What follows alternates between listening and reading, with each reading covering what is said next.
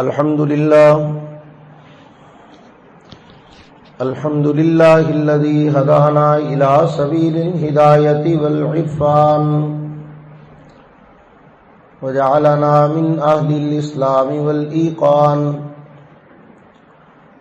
ونشهد أن لا إله إلا الله وحده لا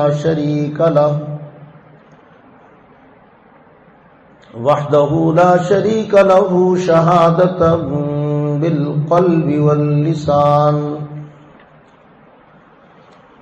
ونشهد أن سيدنا وسندنا وحبيبنا وإمامنا ومرشدنا ومخدومنا وشفيعنا وكريمنا وأفضلنا وأكملنا وأجملنا وحبيبنا وحبيب ربنا وطبيبنا وطبيب قلوبنا ومولانا محمدا عبده ورسوله الذي عرفنا ما يدخلنا الجنان وعلى آله وأصحابه أكمل أهل الإيمان وسلم تسليما كثيرا أما بعد فأعوذ بالله من الشيطان الرجيم بسم الله الرحمن الرحيم وعد الله الذين آمنوا وعملوا الصالحات منهم مغفرة وأجرا عظيما قال الله تبارك وتعالى في مقام آخر فقلت استغفروا ربكم إنه كان غفارا يرسل السماء عليكم مدرارا ويمددكم بأموال وبنين ويجعل لكم جنات ويجعل لكم أنهارا ما لكم لا ترجون لله وقارا وقد خلقكم أطوارا صدق الله العظيم. درود شریف پڑھیں سارے حضرات. اللہم صلی علی محمد وعلی آل محمد کما صلیت علی ابراہیم وعلی آل ابراہیم انک حمید مجید. اللہم بارک علی محمد وعلی آل محمد کما بارکت علی ابراہیم وعلی آل ابراہیم انک حمید مجید.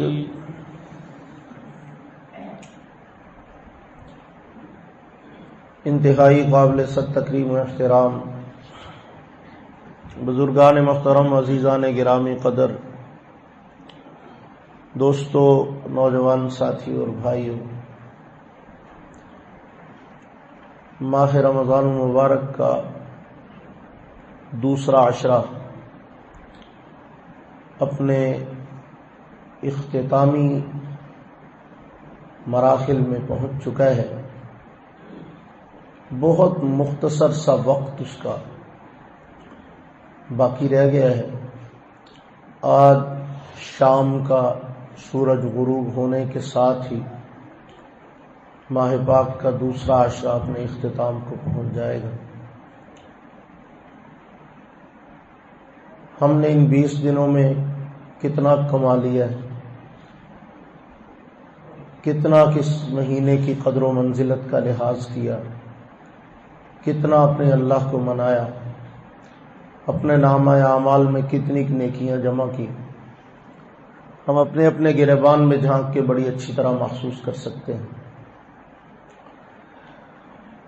لیکن اتنی بات تو طے ہے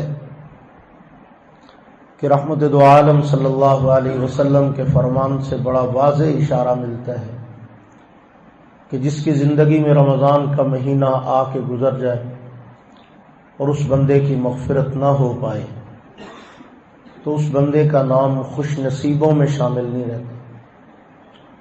وہ بد نصیب اور بدبخت لوگوں میں شمار ہوتا ہے۔ تو اگر ہم چاہتے ہیں کہ ہمارا نام خوش نصیبوں میں شامل ہو جائے تو ابھی بھی وقت باقی ہے، کوشش کی جا سکتی ہے۔ آج شام کو صرف دوسرے عشرے کا اختتام ہوگا، نہ تو توبہ کا دروازہ بند کیا جائے گا، نہ رحمتوں کے سیلاب میں کوئی کمی آئے گی، نہ ہی مغفرت والوں کو انکار کیا جائے گا، نہ معافی مانگنے والوں کو کہا جائے گا کہ ٹائم ختم ہو گیا۔ کوئی ایسا معاملہ نہیں ہے، بلکہ میں تو بڑے صاف لفظوں میں کہا کرتا ہوں کہ یہ جو عشرات کی تقسیم ہے نا، یہ میں نے اور آپ نے کی ہوئی ہے۔ بات سمجھ رہے ہیں؟ کیونکہ بعض دفعہ ایسا ہوتا ہے کہ ہم اپنی سمجھ سے کوئی بات متعین کر لیتے ہیں، پھر بعد میں سارے کا سارا ملبہ مولوی پہ ڈال دیتے ہیں کہ تسی انجا کیسے۔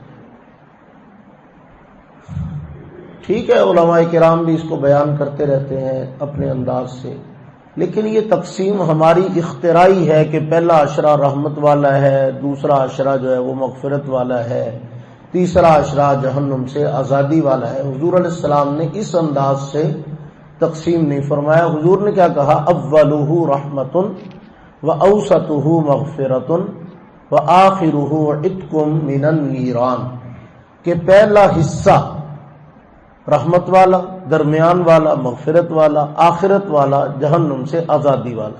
لیکن اس کا صرف یہی مطلب نہیں بنتا، میں نے آپ کو اس کا دوسرا مفہوم بھی کئی مرتبہ اپنے انداز سے سمجھانے کی کوشش کی کہ اولہ رحمت کا ایک مطلب یہ بھی ہے کہ اس مہینے کا آغاز اللہ کی رحمت سے ہوتا ہے، اس مہینے کا افتتاح اللہ رب العزت اپنی رحمت سے فرماتے ہیں۔ اور وَأَوْسَطُهُ مَغْفِرَةٌ کا دوسرا مطلب یہ بنتا ہے، صرف یہی نہیں کہ درمیان والے 10 دن جو مغفرت والے ہیں، یہ نہیں، یہ مطلب بھی مراد ہے وَأَوْسَطُهُ۔ حضور نے یہ نہیں کہا کہ پہلے 10 دن رحمت کے، دوسرے 10 دن، 10 دن والی باتیں حضور نے نہیں فرمائی، یہ بات ذہن میں رکھیں۔ یہ ہمارا اپنا طریقہ واردات ہے کہ ہم اس کو تقسیم کر لیتے ہیں، پھر اس کے بعد میں پوچھتے پھرتے ہیں پہلے عشرے کی دعا کون سی ہے، دوسرے کی دعا کون سی، تیسرے کی دعا کون سی ہے۔ اب پھر اس کے اوپر ہم بھی حیران ہو جاتے ہیں کہ یہ بھی مشہوری پروگرام ہی ہے۔ پہلے دوسرے تیسرے کی کوئی مخصوص دعائیں ہوتی ہیں، پہلے عشرے میں ہر وہ دعا مانگی جا سکتی ہے جس میں اللہ سے رحمت طلب کی جائے، دوسری بھی مانگی جا سکتی ہے۔ کیا پہلے عشرے میں مغفرت مانگنا منع؟ پہلے عشرے میں کثرت سے رحمت کی طلب کی جائے، باقی ساری دعائیں مانگ سکتے ہیں آپ۔ دوسرے عشرے میں مغفرت کی کثرت کی جائے، باقی بھی دعائیں مانگ سکتے ہیں، رزق بھی مانگ سکتے ہیں، اولاد بھی مانگ سکتے ہیں، ضروریات زندگی بھی مانگ سکتے ہیں، جو مرضی مانگیں آپ۔ تیسرے عشرے کی کون سی دعا ہے جی؟ تیسرے عشرے کی بھی ساری دعائیں تیسرے عشرے کی ہیں، آپ جہنم سے آزادی مانگیں، اس کے ساتھ جو مرضی مانگیں۔ تو وہ اگر مطلب کہنے کا یہ ہے کہ ان عشرات کے جو دنوں کا حساب ہے، 10 دن یہ 10، ایسا نہیں۔ اولہ رحمت، آغاز اس مہینے کا اللہ کی رحمت سے ہوتا ہے، اور جب یہ اپنے عروج پہ پہنچتا ہے، اس کا درمیانی حصہ جب شروع ہوتا ہے تو وہ اس وقت مغفرت اپنے پورے جوبن پہ ہوتی ہے، یہ مطلب ہے۔ اور فرمایا وآخرہ عتق من النیران، اور جاتے جاتے یہ مہینہ آپ کو جہنم سے آزادی والا ٹکٹ دے جاتا ہے۔ تو یہ ہے اصل اس کا مفہوم، اور اسی کو ذہن نشین رکھنا چاہیے۔ تو باقی گزارش یہ ہے کہ اس مہینے میں ہمیں سب سے زیادہ زور جو ہے نا وہ اپنی مغفرت کروانے پہ دینا ہے، خود کو جہنم سے آزاد کروانے کی کوشش اصل کمال ہے۔ اگر ہم یہ نہ کر سکے نا تو نیکیوں کی گنتی میں اضافہ، اور بہت ساری تسبیح، اور بہت سارے یہ، اور بہت سارا اتنا مال اسباب جمع کیا ہوا، اس سے کام چلے گا نہیں۔ اصل تو یہ ہے، حضرت مولانا روم رحمۃ اللہ علیہ کا غالباً ایک مقولہ معروف ہے، وہ فرمایا کرتے تھے کہ کبھی کبھی میں دعا اللہ سے یوں مانگتا ہوں کہ یا اللہ، میں آپ سے نیکیوں کی توفیق یا نیکیوں کی قبولیت کا سوال نہیں کرتا، گناہوں کی معافی کا سوال کرتا، کہ مجھے تو اصل یہ ہے کہ گناہوں سے بچ گیا، گناہوں کی معافی ہو گئی تو نیکیوں کی گنتی تھوڑی بھی ہوئی تو کام چل جائے گا۔ لیکن اتنی ڈھیر ساریاں نیکی ہوئی اور خدا نخواستہ کوئی گناہ برباد کر دینے والا، تباہ کر دینے والا نامہ اعمال میں ہوا تو وہ نیکیاں وہاں کیا کریں گی؟ تو حضرت تھانوی رحمۃ اللہ علیہ فرمایا کرتے تھے کہ گناہوں کے صغیرہ کبیرہ کا ہمارے ذہن میں خیال ہوتا ہے، فرمایا صغیرہ بھی صغیرہ نہیں ہوتا اگر کوئی چھوٹا گناہ بھی اللہ سے دور کرنے کا سبب بن جائے تو وہ صغیرہ تو نہ رہا نا، بیڑا گرک تو اس نے کر دیا سارا کے سارا۔ تو فرمایا کہ ایک بڑے سارے خرمن کو، ایک بڑی ساری جناب بہت بڑی فصل کو یا بہت بڑے مکان کو یا بہت بڑی جگہ کو آگ لگانے کے لیے ایک چھوٹی چنگاری بھی بعض دفعہ خطرناک ہوتی ہے، وہی نقصان کر جاتی ہے۔ تو اس لیے کسی کو چھوٹا سمجھ کے اگنور کرنا کہ تو چھوٹے چھوٹے گناہ نے خیر ہے، کچھ نہیں ہوتا، نہیں، اگر وہ چھوٹے گناہ اللہ سے دور کرنے کا ذریعہ بن جاتے ہیں تو بیڑا غرق ہو جائے گا، بربادی ہو جائے گی، تباہی ہو جائے گی۔ تو اب یہاں پر میں آپ کو آسان سے 2-3 نسخے بتانے لگا ہوں، حکیموں والے نسخے نہیں، مولویوں والے اور قرآنی نسخے، جن کے ذریعے سے بڑی آسانی سے بندہ بخشا جاتا ہے۔ پنجابی چ کہتے بشکیا جاتا ہے۔ گل تو سمجھانی مراد ہے نا۔ حضرت مولانا محمد علی جالندری رحمۃ اللہ علیہ تقریر کر رہے تھے تو وہ پنجابی میں گفتگو کرتے کرتے نا انہوں نے بڑے سادے سے انداز میں کہا بھی میری گل دا مطلب ہے، تو وہ نا ایک بندہ کھڑا ہو کہندا جی مطلب نہیں ہوندا، مطلب ہوندا ہے۔ انہوں نے کہا آپ سمجھ گئے نا میں کیا کہنا چاہتا ہوں؟ کہتا ہاں جی۔ کہتے تینوں ہی تو سمجھانا سی یار۔ تو مطلب یہ ہے کہ بات آپ کو سمجھانی ہے، کوئی لچھے دار تقریر سنانا مقصود نہیں ہے، بات دل میں اتارنی ہے۔ اللہ کرے دل میں اتر جائے میری بات، کہو آمین۔ تو 2-4 نا مختصر سے نسخے بتانے لگا ہوں آپ کو جس کی وجہ سے بخشش ہو جائے گی۔ ایک بات میں شروع میں ہی آپ کو کہوں، خواہ میں ہوں یا کوئی بھی بندہ دین کا داعی ہو، کوئی دین کی طرف بلانے والا ہو، کوئی بھی ہو، اس کو یہ بات پیش نظر رکھنی چاہیے کہ نہ تو اللہ سے اتنی امید دلائے کہ بندہ گناہوں اور اللہ کے خوف سے بالکل خالی ہو جائے، گناہوں سے بے خوف ہو جائے، بے نیاز ہو جائے، کہ پھر کیوں ہے ہر گل تے کئی مولوی نے کیا جی بچ کیا تھا تو جانا ہی ہے، پھر کیوں ہے، پھر کیوں ہے۔ اتنا امید نہ دلائیں کہ گناہوں پہ دلیری اور جرت پیدا ہو جائے اور آدمی بڑے بڑے گناہوں پہ جسارت کرتے وقت اس کو ذرا بھی حیا نہ آئے، تو یہ بات تو بہت خطرناک ہے۔ اور اتنی امید نہ دلائیں کہ بندہ گناہوں پہ دلیر ہو جائے، اور اتنی نا امیدی اور اتنا ڈرانے والا ماحول بھی نہ بنائے، ہوئے ہوئے ہوئے اللہ نے تینوں تے چھڈنا ہی نہیں، جو مرضی ہو، تو ہے کم کیتا تو تیری تے معافی ہے ہی نہیں، تو تے بس ہوں نہیں بخشیا جانا، نہ نہ نہ، باقی بہت سارے بخشے جان، مولویاں نہیں بخشیا جانا، باقی تو تمہیں پتا نہیں مولویاں دے کھاتے پا جانا، مولویاں تے جنت، یہ مولوی چلے گئے اسی تو پھر آپ بھی چلے گئے، ٹھیک ہو گیا بھی تسی، ہو سکتا ہے تہاڈی وجہ تو ہی اللہ سانوں لے جائے۔ تو اب یہ ہے کہ دوسرے کو اتنا ڈرانا کہ وہ بیچارہ اللہ کی رحمت سے مایوس ہی ہو جائے، یہ بھی غلط ہے۔ اس کے لیے حضرت عمر رضی اللہ تعالیٰ عنہ کا ایک بڑا خوبصورت مقولہ ہے۔ سیدنا فاروق اعظم رضی اللہ تعالیٰ عنہ فرماتے ہیں کہ مجھے اپنے اللہ سے امید اتنی ہے کہ بالفرض کل قیامت کے دن اللہ اعلان کرے کہ بھئی سارے بندے میں نے جہنم میں ڈالنے ہیں سوائے ایک بندے کے، ایک بندہ جنت میں جائے گا۔ تو حضرت فرماتے ہیں مجھے اپنے اللہ پہ اتنا اعتماد، اتنا مان اور اتنا یقین اور اتنی امید ہے کہ مجھے لگے گا کہ وہ والا بندہ میں ہی ہوں گا جس کو اللہ جنت میں بھیجیں۔ اور فرمایا کہ ڈر مجھے اپنے اللہ سے اتنا لگتا ہے کہ اگر خدا نہ خواستہ یہ اعلان ہوتا ہے بالفرض کہ سارے جنت میں بھیجوں گا، ایک بندہ صرف جہنم میں ڈالنا ہے، تو حضرت فرماتے ہیں مجھے ڈر لگتا ہے کہ خدا نہ خواستہ کہیں مجھے نہ پکڑ لیا جائے۔ یعنی خوف بھی ہو اور اللہ سے امید بھی ہو، یہ درمیان کا راستہ، یہ اصل کمال ہے۔ اسی کو تقویٰ بھی اسی کو کہتے ہیں۔ تقویٰ اس کو نہیں کہتے کہ جو ہم خود ساختہ تعریف کرتے ہیں۔ لطیفہ سناؤں آپ کو ایک سمجھانے کے لیے۔ ایک مولوی صاحب کے پاس میں ایک سادہ بندہ آ گیا، بیچارہ مسکین آدمی تھا، بیچارہ شریف آدمی، اس کا بھی پروگرام بن گیا کہ میں بھی نیک ہو کے اچھا بچہ بن جاؤں۔ تو وہ آ کے مولوی صاحب سے مشورہ کرتا ہے کہ حضرت صاحب مجھے بتائیں کہ کیسے میں اللہ کا نیک بندہ بن سکتا ہوں۔ انہوں نے کہا جی تقویٰ اختیار کر۔ تو مولوی صاحب تقویٰ کیا ہوتا ہے؟ کہتے ہیں جو تقویٰ اختیار کرتا ہے اس کو متقی کہتے ہیں، اور قرآن میں متقیوں کی بڑی تعریف آئی ہے، بڑی جنت ہے ہی متقین کے لیے۔ ان للمتقین مفازا حدائق واعنابا وکواعب اترابا، حوریں بھی ان کے لیے ہیں، جنت بھی ان کے لیے ہے، اور جناب بڑے بڑے انعامات و مقامات ہیں متقی لوگوں کے لیے۔ انہوں نے کہا جی بس مجھے آپ متقی کی تعریف بتائیں تاکہ میں جا کے متقی بن جاؤں۔ تو حضرت صاحب نے اب اس کی تعریف، اب بتا رہے ہیں کہ متقی کسے کہتے ہیں. کہتے ہیں متقی وہ ہوتا ہے کہ جس کے سامنے انتہائی خوبصورت قسم کی کوئی عورت آئے، بڑی حسین و جمیل ہو، بڑی محجبین ہو، بڑی عالی شان ہو، اور اس کے سامنے اس کو لایا جائے اور جناب ہر طرح کی سہولیات اس کو میسر ہوں، لیکن اس بندے کو ذرہ برابر بھی اپنے اندر کوئی اٹریکشن محسوس نہ ہو، کوئی اس کی طرف توجہ نہ ہو، کوئی طلب نہ ہو، کوئی خیال اور خواہش پیدا نہ ہو، یہ بندہ ہے متقی. تو وہ کہتا اچھا مولوی صاحب ایڈے مشکل کر کے جو تسی دسیا مینوں سمجھ آ گئی. انہیں کہتے تینوں کہیں سمجھ آ کہتے ساڈے علاقے چ یہو جے بندے نو کہندے نے خسرا. یہ آخدے نے خسرا آخدے نے بھی جنوں کسی نو ویکھ کے کچھ نہ ہوئے تے اے دسنا چاہندے وہ تو خسرا کہندے نے. مطلب تسی یہ چاہ رہے ہو کہ میں خسرا بن جا تے سیدھا جنت چ جاواں گا. ہے وہ متقی خسرے کو نہیں کہتے ہو بھائی. یہ تو تھا لطیفہ. اب میں آپ کو قرآن کی آیت سناتا ہوں. لطیفہ صرف ہنسانے کے لیے نہیں ہوتا، چلو آپ کی تھکاوٹ بھی اتر جاتی ہے. لطیفہ بات سمجھانے کے لیے ہوتا ہے. وما ابرئ نفسی ان النفس لامارۃ بالسوء الا ما رحم ربی. حضرت سیدنا یوسف علیہ السلام 13ویں پارے کا آغاز ہے، سورۃ یوسف ہے.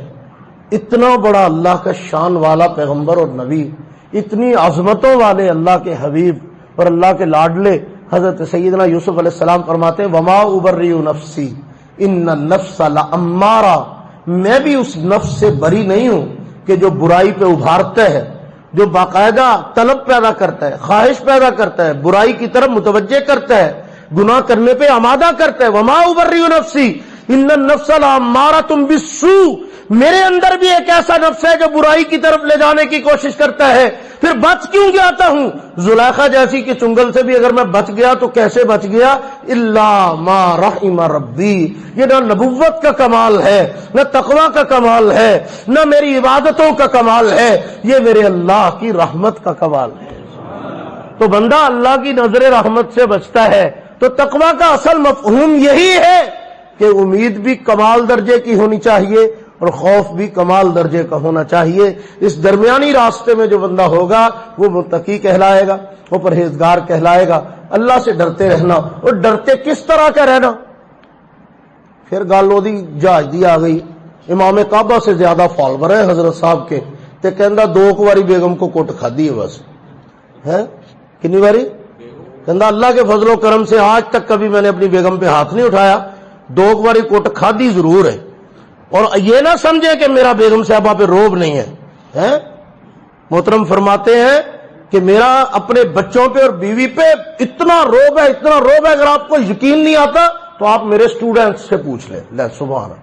ساری دنیا نو کہندا دلیل قرآن دی اس تو تے اپنی دلیل سٹوڈنٹ. کوئی بندہ پوچھے سٹوڈنٹاں نو کی پتا تیرا گھر چ روب کنا ہے؟ ہن عجیب ہی مخلوق نال ساڈا واہ پیا. او دے کولوں آپاں دین سیکھنے ساری جا کے. انجینئر صاحب بہت اچھی باتیں کرتے ہیں، بہت اچھی باتیں کرتے ہیں، جنہوں کا نہ کوئی سر ہوں نہ پیر ہوں، سویرے کچھ کہتے ہیں شامی کچھ کہتے ہیں. بہت اچھی باتیں کرتے ہیں. اس بات سے تو پتا چلا کہ جس پہ آپ کا روب ہو اس سے کم 2 دفعہ کٹ کھانا ضروری ہے. جس کے اوپر آپ کا روب ہو نا اس سے 2 دفعہ پھینٹی لگوانی چاہیے آپ کو. کمال ہو گئی بھائی. تو ایسی عجیب قسم کے لوگ وہ بیچارے ہمیں بتاتے ہیں کہ جناب یہ ہے قرآن اور یہ ہے حدیث. استغفر اللہ سبحانہ. یہ ابھی چند دن پہلے کی بات ہے. ایسے کوئی فضول قسم کے لوگ اور جناب فضائل اعمال پہ اعتراض ہو رہے ہیں. حضرت شیخ الحدیث مولانا زکریا رحمۃ اللہ علیہ پہ اعتراض ہے. جی فلاں جی دیکھو جی انہوں نے تو بیماری کی حالت میں کتاب لکھی تھی. بیماری تو آپ تو مرگی دا دورے پہ بیماری کی حالت میں کتاب. شرم نہیں آتی؟ فضائل اعمال کسی کتاب کا نام نہیں ہے. فضائل اعمال کئی سارے رسالوں کے مجموعے کا نام ہے. اور یہ سارے رسالے حضرت نے بیماری کی حالت میں نہیں لکھے.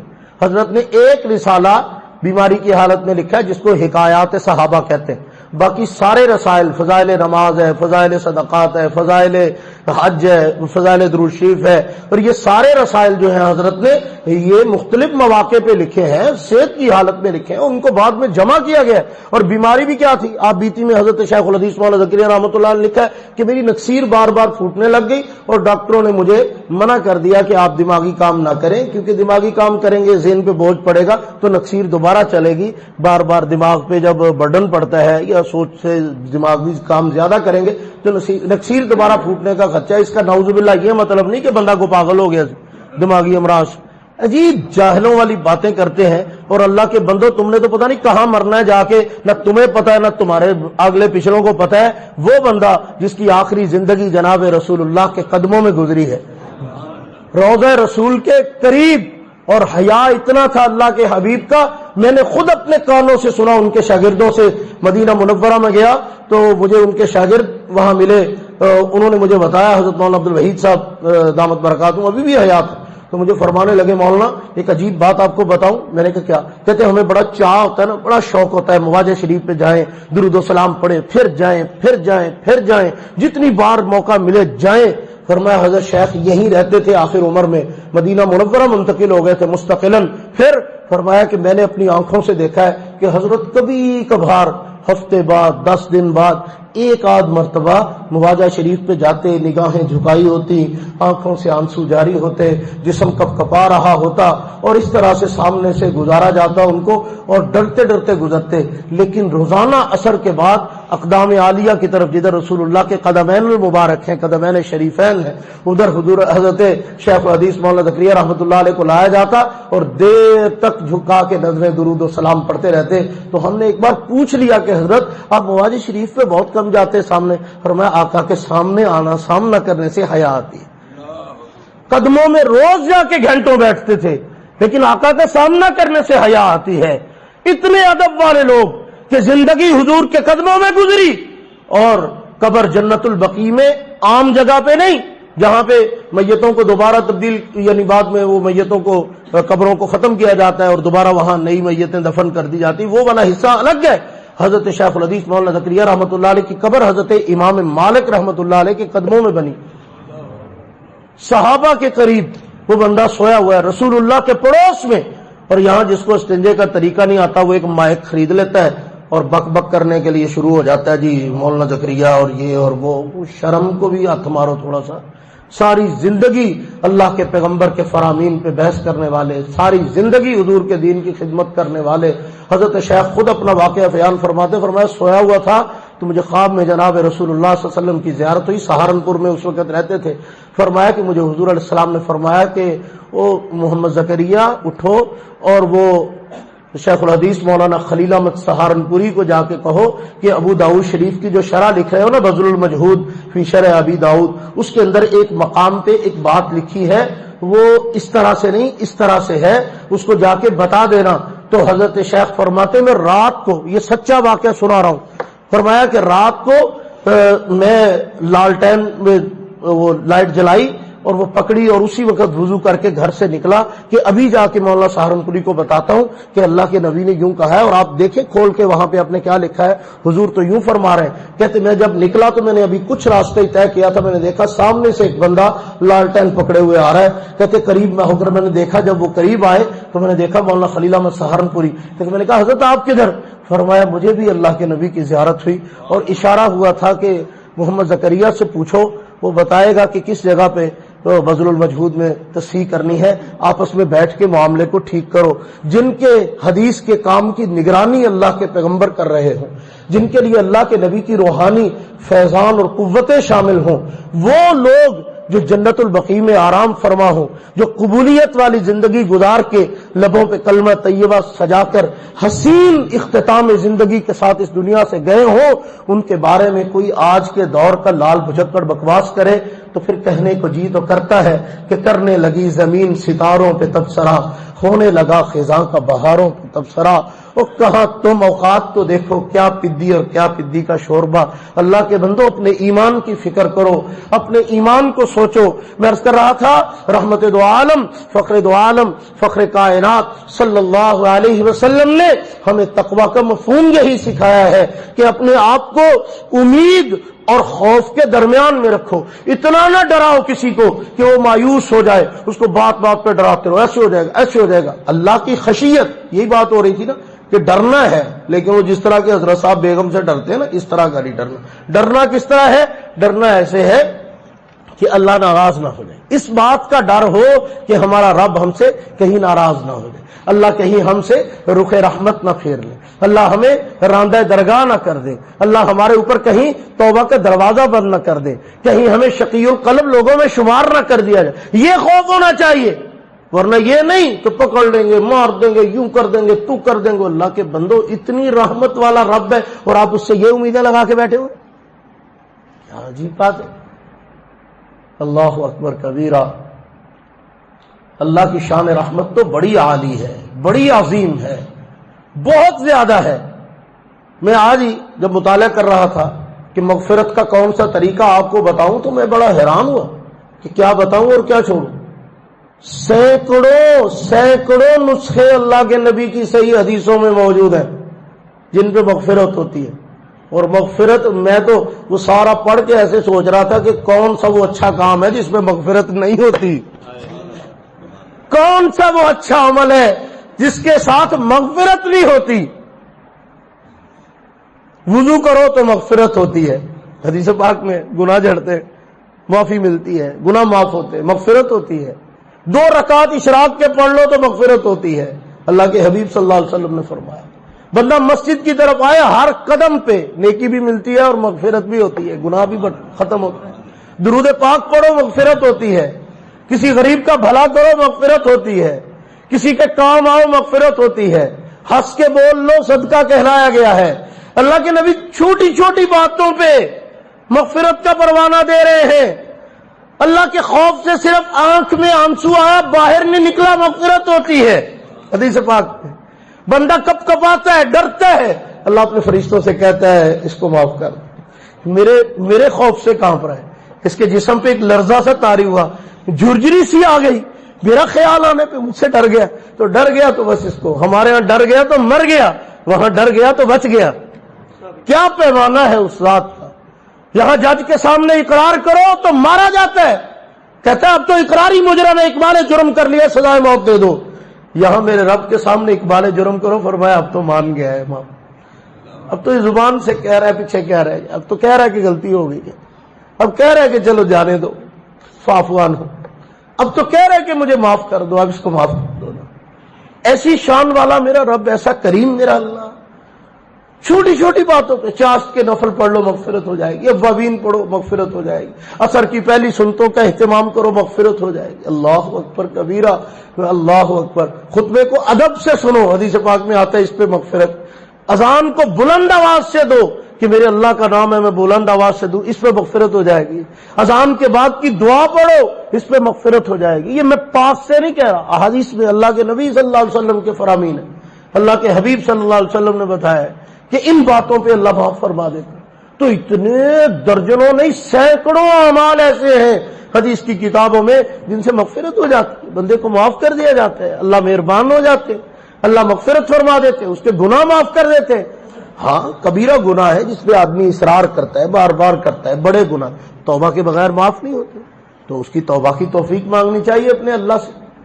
کبھی مایوس نہ کرو کسی سے، بدکاری ہو گئی، جوا کھیلا، شراب پی لی، کوئی بڑا جرم ہو گیا، کچھ بھی ہو گیا، بڑے سے بڑے جرائم ہو گئے، تو اب کیا کیا جائے، اب کیا کرنا ہے؟ فرمایا کوئی بات نہیں، معافی مانگو، توبہ کرو، چھوڑ دو ان برے اعمال کو، اللہ معاف فرما دے۔ کبھی مایوس نہ کرو۔ میرے پاس ایک نوجوان آئے، انہوں نے بتایا کہ فلاں نے جناب خطاب کرتے ہوئے بتایا کہ جناب وہ یہ والا عمل جو ہے یہ کرنے والے کی تو کبھی مغفرت نہیں ہوگی۔ میں نے ڈائریکٹلی اس کو کال کی، میں نے کہا بھائی خیر تو ہے، ہم نے کو ٹھیکہ لے رکھا ہے لوگوں کو اللہ سے دور کرنے کا۔ کہتے جی کیا مطلب؟ میں نے تو قرآن و حدیث کے مطابق بتایا۔ میں نے کہا یہ کون سا قرآن و حدیث ہے؟ قرآن مجید میں ان اللہ لا یغفر ان یشرک بہ ویغفر ما دون ذلک لمن یشاء، کہ مشرک کی مغفرت نہیں ہوگی، اس کے علاوہ اللہ جس کو چاہے معاف کر دے، اور مشرک کی بھی مغفرت نہیں ہوگی کا مطلب یہ نہیں ہے کہ دنیا میں نہیں ہوگی، یہ ہے کہ اگر حالت شرک میں، مشرک ہونے کی حالت میں مر گیا تب نہیں ہوگی، باقی آخرت میں معاملہ جو ہے پھر سختی کا مشرک کے ساتھ ہوگا۔ دنیا کے اندر تو کوئی شرک سے بھی توبہ کرے تو اللہ معاف کر دیتے۔ کتنے صحابہ کرام ہیں جو شرک سے توبہ کر کے ایمان قبول کیا اور صحابی رسول بنے؟ پہلے بتوں کو پوجتے تھے، پھر اللہ کے نام لیوا بنے، اور پھر ہمیشہ ہمیشہ کے لیے ان کو اللہ کے قرآن نے جنتی قرار دے دیا۔ کیا ان کی توبہ نہیں قبول ہوئی؟ کون سا جرم اور کون سا گناہ ہے جس پہ اللہ معافی نہیں دیتے؟ ایک اللہ ہی تو ہے جن کے دربار پہ سب کچھ معاف کر دیا جاتا ہے. بندہ نہیں معافی دیتا جلدی، بندے کا پیمانہ بڑا سخت ہے. اب کسی سے زیادتی کرے، کسی کا حق مارے، کسی سے معاملہ کرے، وہ کہتا ہے ایسی دی تیسی، تینوں نہیں معاف کرنا، جو مرضی ہو، داڑے اٹھا جو گئے. اللہ فرماتے نہیں، میرا بندہ کسی بہانے اس کو معاف کرنا ہی کرنا ہے.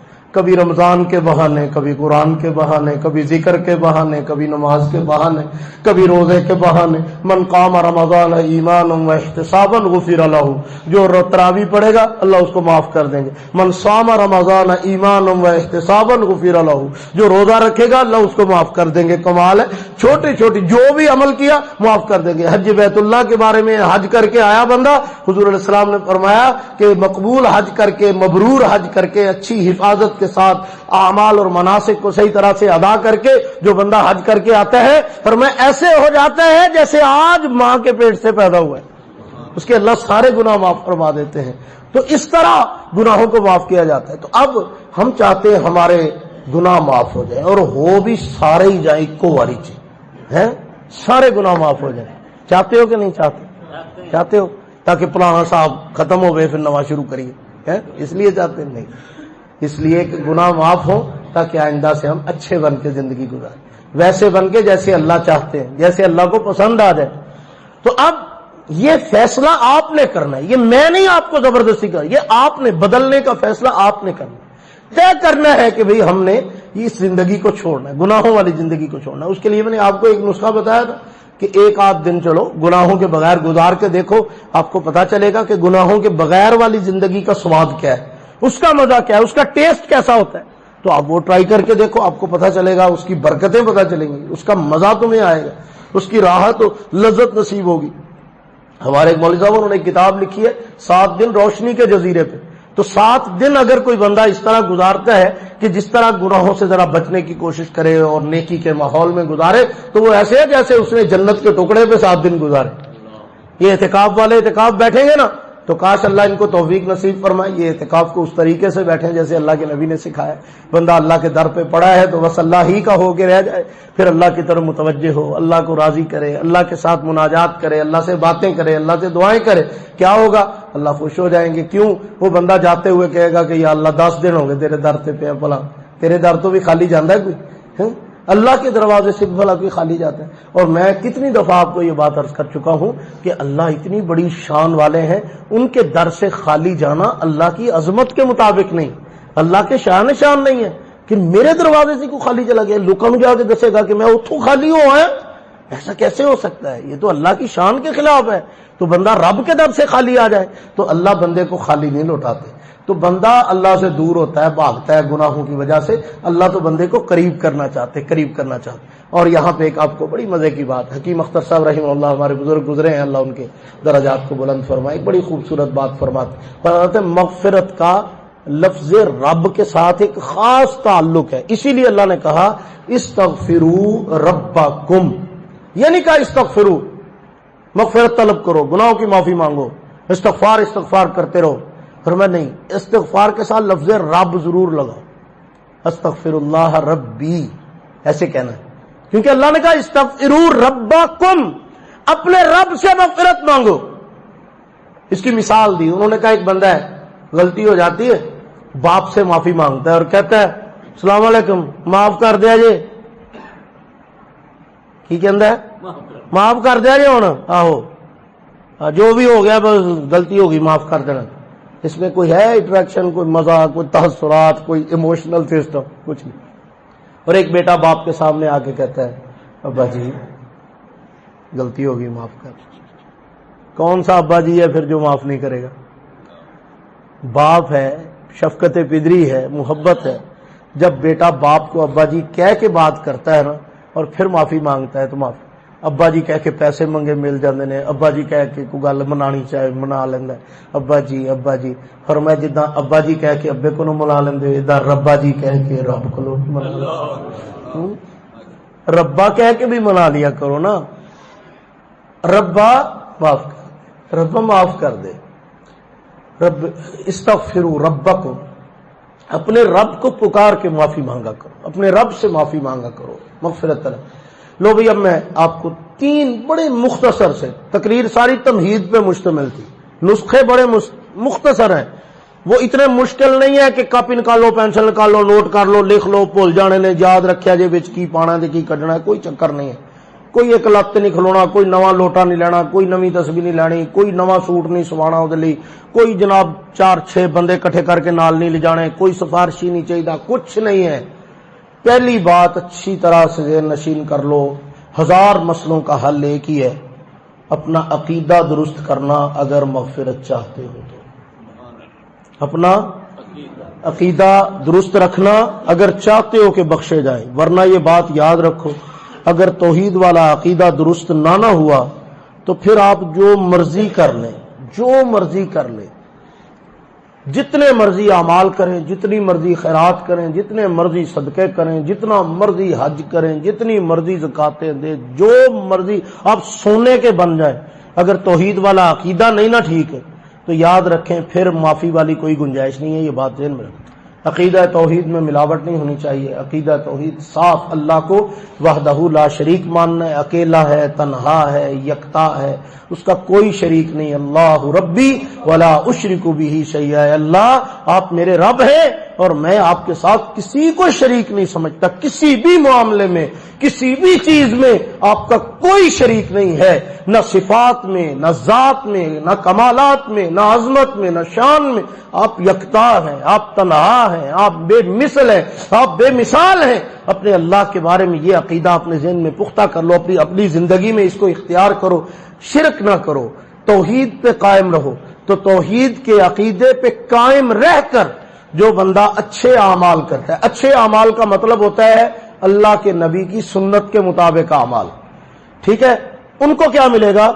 اللہ نے ان کو ترغیب نہیں دی، تسلی نہیں دلائی، امید نہیں دلائی، جدا ہم کسی کو نہیں ہو جائے گا تیرا کام، کہہ جو دیتا یار کوشش کر رہے ہیں، میں کیا آگے آندھا جواب تین میں دسنا یار، یہ ہے ہمارا طریقہ کار۔ اللہ کیا فرماتے ہیں؟ سورۃ فتح کی میں نے آخری آیت پڑھی ہے، اللہ فرماتے ہیں وعد اللہ الذین آمنوا وعملوا الصالحات، میرا وعدہ ہے، اللہ کیا کہتے ہیں؟ میرا وعدہ ہے ایمان والوں کے ساتھ۔ وعد اللہ الذین آمنوا، ایمان والوں سے میرا وعدہ ہے، اور ایمان والے وہ جو خالی نادرہ کے کاغذوں میں ایمان والے نہیں ہیں، شکل بھی مومنہ تے کرتوت بھی مومنہ۔ وعد اللہ الذین آمنوا وعملوا الصالحات، ایمان والے ہیں اور اعمال اچھے نیک اللہ کے نبی کی سنت کے مطابق کرتے ہیں، فرمایا میرا ان سے وعدہ ہے لہم مغفرۃ واجر عظیم، میں ان سے وعدہ کرتا ہوں کہ ان کو معاف کروں گا، اور صرف معاف ہی نہیں کروں گا، بڑا سارا تمغہ بھی دوں گا، بڑے سارے انعامات بھی دوں گا، ان کو نوازوں گا بھی، صرف معافی نہیں دوں گا، معافی کے ساتھ ساتھ اجر عظیم عطا کروں گا۔ اجر عظیم میں اللہ کیا دیتے ہیں آپ کو کیا پتا؟ اجر عظیم میں اللہ جنت دیں، اجر عظیم میں اللہ حوریں دیں، اجر عظیم میں اللہ کائنات کی دولتیں دیں، اجر عظیم میں اللہ جو مرضی دے، مغفرت اور اجر عظیم کا وعدہ ہے ایمان والا۔ اب درمیان میں تیسری شاید تو اللہ نے بیان ہی کوئی نہیں کی، آمنوا وعملوا الصالحات، لو یہ دو چیزیں، ایک ایمان والا بندہ اچھے اعمال کے ساتھ زندگی گزارتا ہے تو اللہ اس سے مغفرت کا وعدہ فرما چکے۔ ایک کام تو یہ کرنا ہے کہ ایمان پکا کرنا ہے، عقیدہ مضبوط کرنا ہے، اس پہ پیرا دینا ہے، اس پہ شکر ادا کرنا ہے۔ اللہ آپ نے ہمیں اہل ایمان بنایا، آپ نے ہمیں مسلمان بنایا، اللہ آپ نے ہمیں حضور کا امتی بنایا، اللہ تیرا شکر ہے، اس پہ شکر ادا کیا کرو، اس نعمت کو نعمت سمجھو۔ ایک کام یہ کرنا ہے۔ دوسرا کام بڑا آسان، بڑا ہی آسان، معافی مانگتے ہو نا اللہ سے؟ کبھی کبھی مانگتے ہو نا، کبھی آئی ہوئی ہوتی ہے پھر تو مانگتے ہی ہو، زبان سے نکل ہی جاتی ہے معافی، کئی بار نہیں بھی منگنی ہوتی نکل جاتی ہے، اب پہ نکل جاتی ہے، کبھی کبھی ہوتا ہے بندے کی زبان سے، مانگتے ہو نا۔ اس معافی کے اندر ایک چیز ڈالنی ہے، اب آپ کو کیسے سمجھاؤں؟ یہ جو خوشبوئیں ہوتی ہیں نا، عطر کا کام کرنے والے خوشبوؤں کا کام کرنے، اس کے اندر ایک کیمیکل ڈالتے ہیں، وہ کافی مہنگا ہوتا ہے، ذرا کاسٹلی ہوتا ہے۔ اب اس کی مقدار اور اس کا معیار جتنا اچھا ہوگا نا اس کیمیکل کا، اس خوشبو کی لاسٹنگ اتنی زیادہ ہو جائے گی، یعنی دیر پا ہوگی۔ اگر اس میں وہ کیمیکل تھوڑا ڈالا ہوگا نا تو وہ آپ لگائیں گے، دو باری تسی سونگو گے، ایک باری کوئی لاگے والا سونگے گا تو وہ مک جائے گی خوشبو ہوئی بیچاری۔ اور ایک خوشبو میں جس میں وہ کیمیکل زیادہ مقدار میں ڈالا ہوگا نا، وہ آپ لگائیں گے 12 گھنٹے 14 گھنٹے، سوت تلے گا، پھر بھی تھوڑی تھوڑی آئے گی، جتنا زیادہ وہ کیمیکل ڈالا ہوگا۔ تو میں بھی آپ کو کوئی اس طرح کا بتانے لگا ہوں نسخہ کہ اس استغفار والے نسخے میں نا کیمیکل ڈالنا ہے، تھوڑا سا کیا ڈالنا ہے؟ کیمیکل ڈالنا ہے۔ کون سا کیمیکل ڈالنا ہے؟ اجنا اکھاں جو نکل دا نا، یہ سب سے قیمتی کیمیکل ہے۔ کیا کہتے ہیں اس کو آپ کی بولی میں؟ اتھرو آخ دے ہو، آنسو، غیروں کے لیے بہاتے ہو، کبھی اللہ کے لیے بھی بہا کے دیکھو، پھر اس کی قیمت دیکھو کتنی پڑتی ہے۔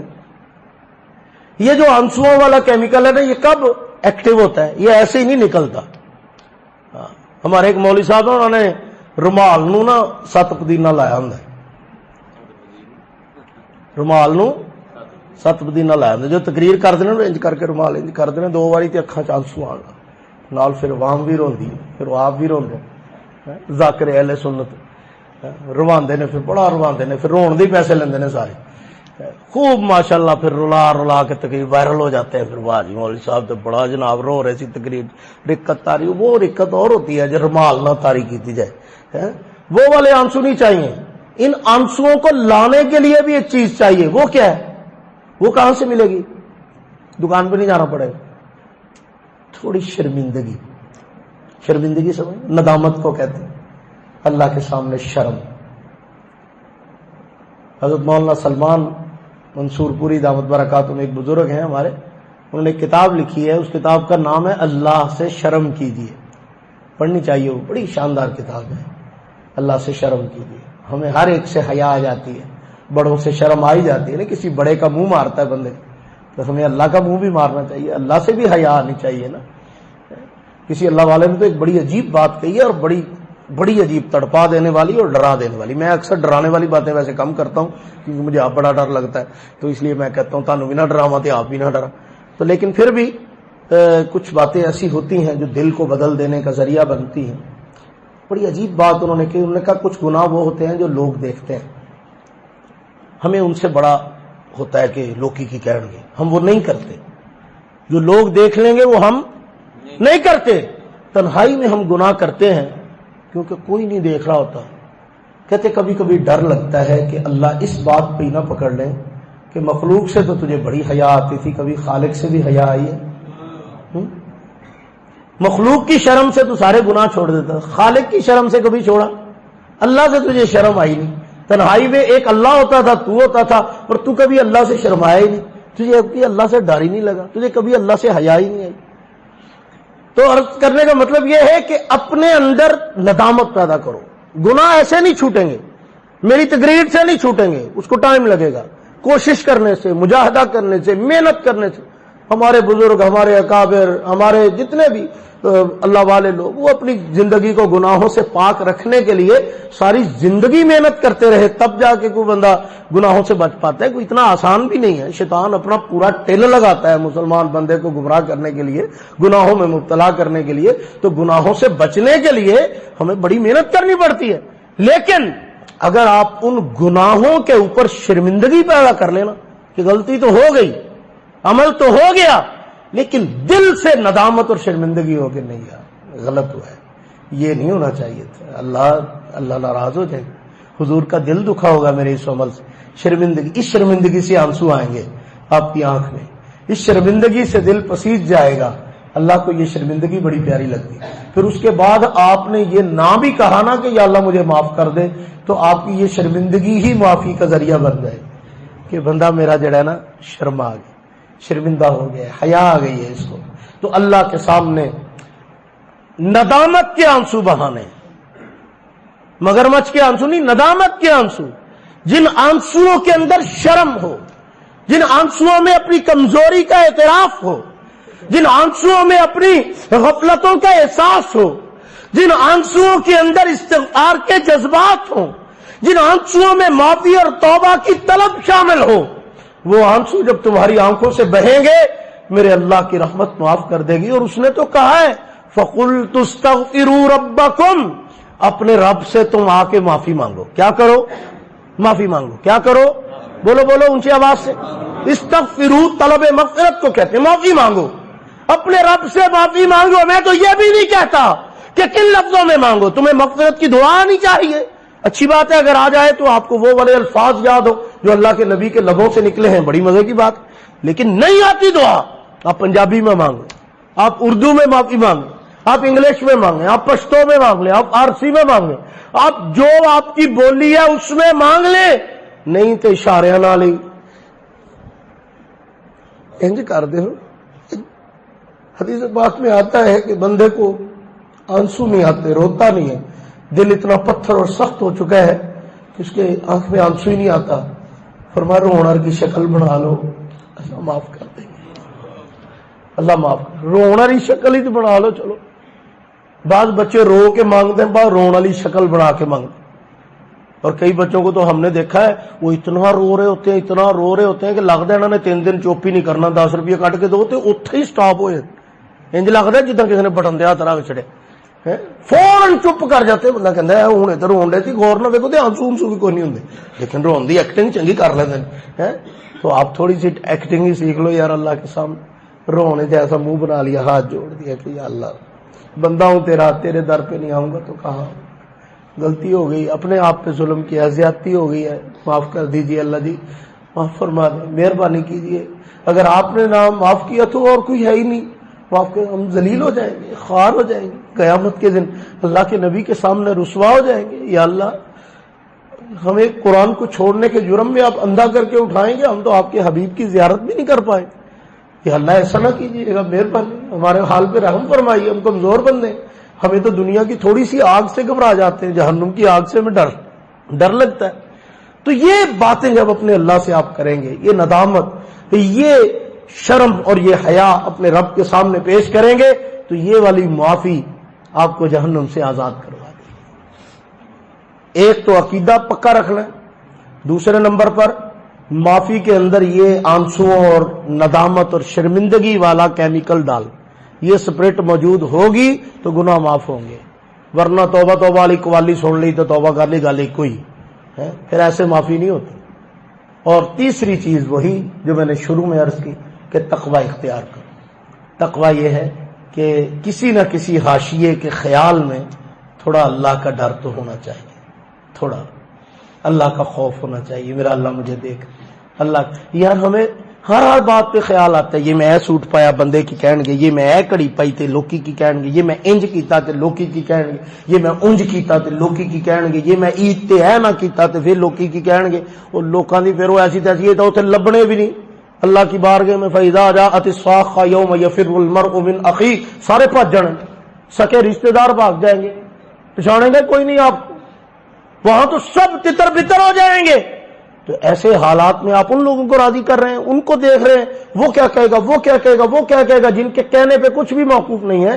تو اگر آپ اس کو کنورٹ کر لیں کہ میں یہ کیا کر رہا ہوں، یہ والا عمل دیکھ کے میرے اللہ کیا کہیں، یہ جو کام میں کر رہا ہوں اس سے حضور کو پتا چلے گا وہ کیا کہیں گے، یہ والی حرکت جو میں کر رہا ہوں اس کا اللہ اور اس کے رسول کو جب پتا چلے گا وہ کیا کہیں گے، وہ کیا اس کا ری ایکشن دیں گے۔ بس جب آپ ان چیزوں کو سوچنا شروع کرو گے نا تو آپ کی زندگی میں ایک نورانیت آئے گی، ایک نور آئے گا، ایک روشنی آئے گی، ایک رحمت آئے گی، ایک خوبصورت قسم کا ایک مزے کا احساس پیدا ہوگا اللہ کی قربت کا۔ اب گناہوں سے جتنا دور ہوتے چلے جائیں گے اللہ کے اتنا قریب ہوتے جائیں۔ گناہ کہتے ہی اس چیز کو ہیں، اس خبیث چیز کو گناہ کہتے ہیں جو بندے کو اللہ سے دور کر دیتی ہے۔ شیطان ہم سے کیوں گناہ کرواتا ہے کہ بندہ اللہ سے دور ہوتا ہی گناہوں کی وجہ سے ہے۔ تو اللہ سے فاصلے پہ نہ جاؤ، اللہ سے دور نہ ہو جاؤ، اللہ کا قرب اختیار کرو تو قربت ملے گی۔ تقوی اختیار کرنے سے، گناہوں کو چھوڑنے سے ندامت۔ 3 چھوٹے چھوٹے کام میں نے آپ کو بتایا ہے۔ عقیدہ پکا کر لینا ہے، صاف کر لینا ہے۔ ہمارے ایک بزرگ عالم تھے، وہ فرمایا کرتے تھے کہ عقیدہ لوہے دی لٹھ ورگا ہونا چاہیے ہے۔ ہمارے حضرت قاسم صاحب رحمۃ اللہ علیہ فرمایا کرتے تھے پلیٹ صاف کر لیتے ہو، عقیدہ بھی صاف کریا کرو، کہتے ہیں عقیدے کو ریفریش رکھا کرو، بالکل پاک صاف ایسا عقیدہ۔ اور جس کسی کو تھوڑا سا ہو نا انجینئر آرگے کارٹون سن کے خرابی ہوئے تھوڑی جی، ان کے لیے ایک نسخہ ہے کہ وہ دعا مانگا کریں کہ یا اللہ وہ والے عقائد نصیب فرما جو تیرے نبی کے صحابہ کے تھے۔ یہ دعا مانگو گے یا اللہ وہ والے عقائد عطا فرما جو تیرے نبی کے صحابہ کے عقائد تھے، اور اعمال بھی وہ والے عطا فرما جو تیرے نبی نے اپنے صحابہ کو سکھائے اور انہوں نے کیے اور جنتی بن گئے۔ ہمیں وہ جنتی اعمال عطا فرما، ہم وہ کام کریں کہ جنتی لوگوں کے نقش قدم پہ چل کے ہم بھی کہاں چلے جائیں؟ جنت میں چلے جائیں۔ تو اللہ سے مغفرت طلب کرنی ہے، باقی کے جو دن رہ گئے ہیں، جو ٹائم رہ گیا ہے، اس کو ضائع نہیں کرنا، رج کے معافی مانگنی ہے، اپنے لیے بھی مانگنی ہے، میرے لیے بھی مانگنی ہے، ٹھیک ہے نا؟ کدے کدے کسی والوں بھی مانگ لی دی ہوں ہے، ہاں تے ہو سکتا ہے تیری بات کرتے کرتے میری بات بن گئی ہے، تو بعض دفعہ ہوتا ہے کسی کا بھلا کرتے کرتے اپنا ساتھ ہو ہی جاتا ہے، تو بعض دفعہ ہوتا ہے ہم کسی کے پیغام لے کے جاتے ہیں، جواب میں ہمیں اگلا کچھ نہ کچھ دے دیتا ہے، پیغام ہم کسی کا لے کے گئے، معاملہ کسی کا ہے، لین دین کسی کا ہے، جانا کسی کی شادی پہ ہے، اب بچولے میں بھی پڑا ہو گیا کام کھائی ہے، تو تسی بچولے بن جاؤ، چلو کسی کے لیے، اپنے لیے، اپنے ملک کے لیے، اپنی قوم کے لیے، اپنے بچوں کے لیے، اپنی اولاد کے لیے، اپنے متعلقین کے لیے، اپنے ساتھیوں کے لیے، اپنے بھائیوں کے لیے، تو سب تو زیادہ اس مخلوق لی جہدے بارے تمہیں پتا ہے نا تو جنت جانا ہی نہیں، مولویاں لئی ہیں جن کے بارے میں آپ کو 100% یقین ہے کہ یہ جنت چلے گے نا، پھر اسی چلے گے، تو کوشش کر کے انہوں نے جنت پہنچاؤ تاکہ تسی بھی چل جاؤ، انہاں لی ضرور دعا کریا کرو کہ یا اللہ یہ جو دین کا کام کرنے والے ہیں ان کو بھی جنت عطا فرما، ان کی بھی مغفرت فرما، کہو آمین اونچی آواز۔ اللہ ہم سب کی مغفرت فرما دے، وآخر دعوانا ان الحمدللہ رب العالمین۔